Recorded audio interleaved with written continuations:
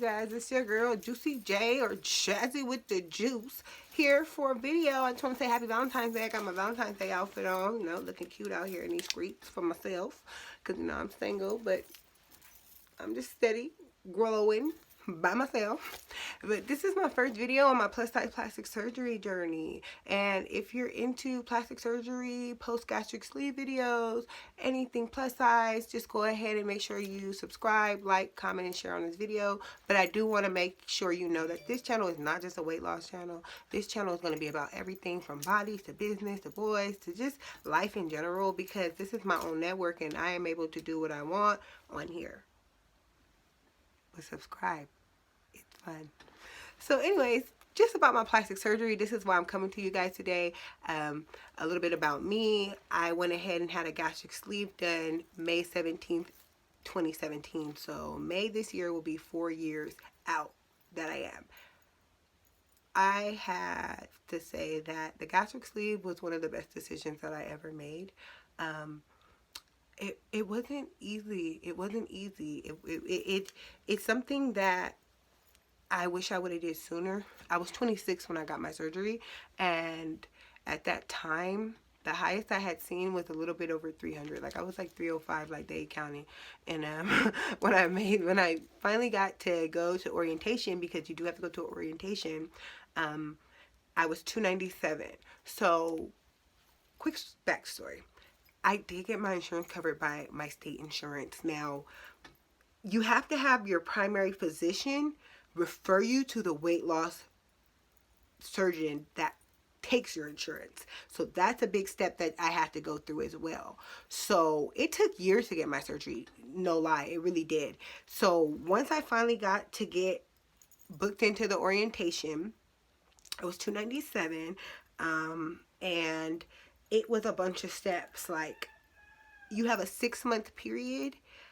I believe mine took a little bit closer to 9 to actually complete the whole, and that's not even including the referral. So really it was over a year, like I said. So I got down to about 278, and my surgeon was like, okay, make sure you're doing great. You know, I feel like you're serious about your weight loss, because you have to do a lot of steps. You have to meet with psychologists, you have to get an EKG, you have to get a sleep apnea test. Like, there's a bunch of other things that, especially if you're going through your state insurance, that they want to make sure they do everything, like every single thing is covered for them to cover it. So once I completed everything, even though it was many times I wanted to give up, because I had to take a bus once my car got totaled, and I had to do a bunch of different things, and he was all the way on the other side of town. Like, where I lived is a very big city.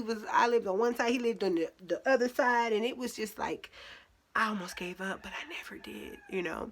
So one of the stipulations is you do not gain weight. But I'm not gonna lie, I had a great surgeon, and because my periods were really heavy back then, he didn't mind that I ended up, like, I went from 278 to like 283, and then the day of surgery I was 284, because I had like a food funeral. Like, I was literally eating McDonald's and Mexican food at the same time, and it was just crazy.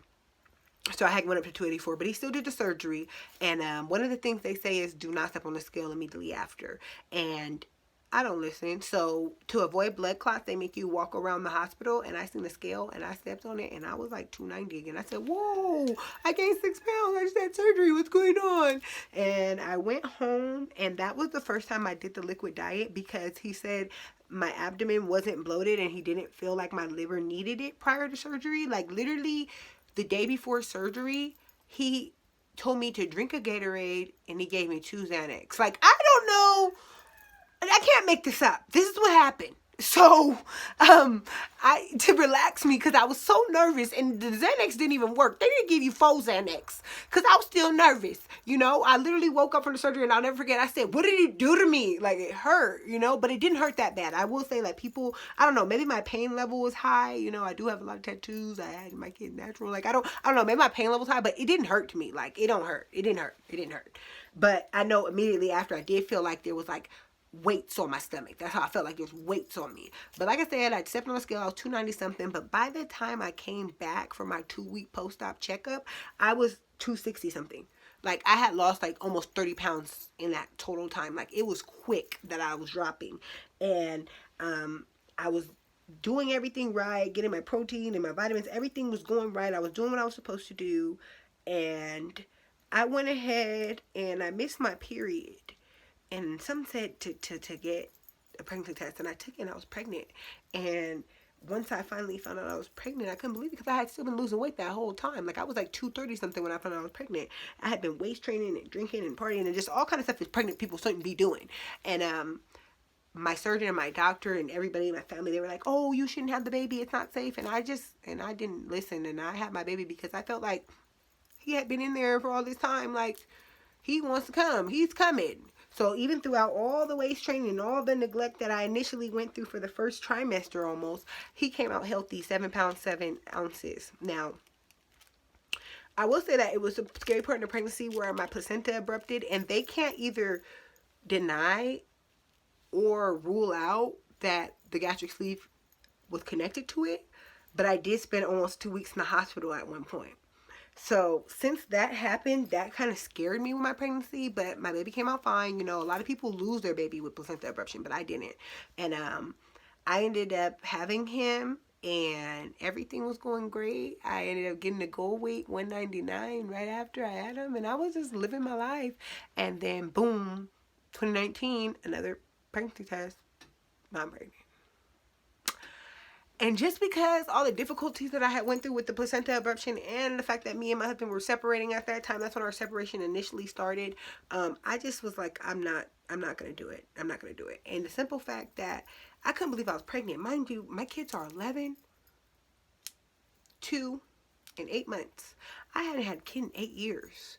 Because I suffered from POX, what is that, polyovarian cyst or polycystic ovarian syndrome, something like that, that has been greatly improved since the surgery, but all those years of not being able to get pregnant, like I always thought it was my partners until I had a partner with multiple kids. I was like, okay, I can get pregnant, and I still wasn't getting pregnant, so I realized it was me. And then my husband, he had no kids prior to marrying me, so we just didn't think we were going to have kids. We didn't think we could, so we didn't get on birth control, and I keep getting pregnant behind this sleeve. So right now I am not in the mood to end up pregnant again. My journey, every time I get pregnant, plastic surgery has to be held off for 6 to 9 months because they will not, your body hormone, the levels are not right until 6 to 9 months. So my daughter's 8 months, so I'm now qualified to get surgery now, and I'm just making sure that this is the right surgeon. So I've been doing a lot of research, a lot of studying. Like I said, I live very close. I don't know if I said this, but I live very close to the Mexican border, so I was thinking about going over there instead of going to the Dominican Republic, where most girls go to get the look that I want. So right now, I found a surgeon. He's about 10 miles from my house, but I really don't want to go with him because he already said he does not do transfers. And I would be paying for this out of pocket or with my care credit, which I will have to repay. But I don't want to do that because if you're just going to try to do a mommy makeover with just my boobs and my stomach area, I don't want that. I'd rather have my stomach area and my behind, and then I'll come back for my boobs. But I'm not really worried about that right now. Another option that I have going on right now is just like with the sleeve, my insurance may cover a penicular, which is just a removal of the skin above the pelvis area, which is interfering with my life. So as long as I can verify that, they will cover it. So that's something that I'm working on. I'll keep you guys updated about how it goes. I plan on filming part of my surgery. I want to go ahead and document every part because I said I was going to do this with my gastric sleeve and I didn't. And then I feel like we would already have a bond if I did that, but I didn't. And now that we're here, we're going to start now. Because what I won't do in 2021 is say, oh, I'm going to do that and not do it. That's not going to happen. So my surgery anniversary, I am putting a deposit down on my body. Because once you put a deposit down, it's over. And what people don't understand is plastic surgery is very serious. Like, you have to do all kind of testing and everything. Like, even STD testing. They want to know who you've been fooping with that fupa before they cut it. So they want to know, and I'm ready for it. And I want to keep you guys updated about everything, and at least once a month check in about my surgery journey and how I'm doing with everything and the life changes and how my body is. Because like I said, I do want to go ahead and get seen at a bigger BMI than normal, so I want to go ahead and just keep you guys updated. I am going to be working out, and I'm going to keep waist training and keep getting sexier and glowing more and growing more. So if you like this video, please give it a thumbs up, share, subscribe, comment, follow me on Instagram, follow me on Facebook. Talk, let's interact, let's become friends, and just support each other and follow the flow, raise our frequencies, and remember, always be jazzy, because I am. Till next time.